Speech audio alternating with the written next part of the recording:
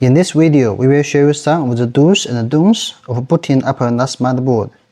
We have two versions of Q670 NAS board, black one and the white one. First of all, make sure that the CPU is installed in the correct direction.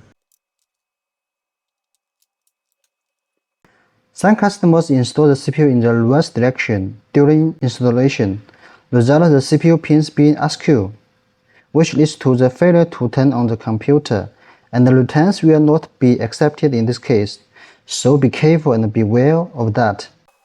Then insert one or two RAM into the memory slots in a perpendicular orientation. For motherboard testing, we can leave the hard disk unconnected. Then plug in your keyboard and mouse and the monitor. Finally, plug in the power supply, 24-pin and 8-pin power supply ports.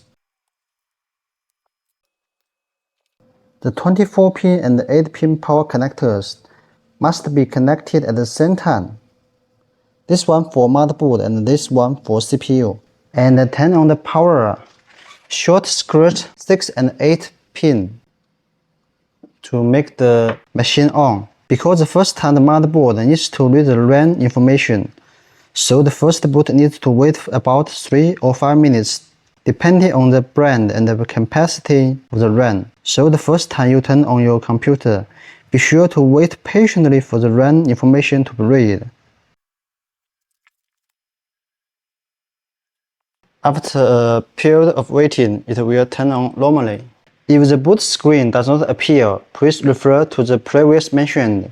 Check whether CPU is correctly installed, whether the RAM gold finger is not oxidized, whether there is no dust in the memory slot, whether the 24-pin and the 8-pin south power supply port. If it still won't turn off, power off, and unplug the RAM. And power on. And see if the motherboard will run. If it does, it means the motherboard is fine. At this point, you may want to consider RAM compatibility issue. Recommend using the first tier brand of RAM.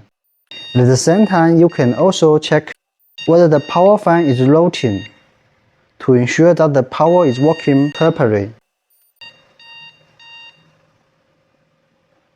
So this video test method applicable to all our motherboards. Hope this video can help you. Thank you.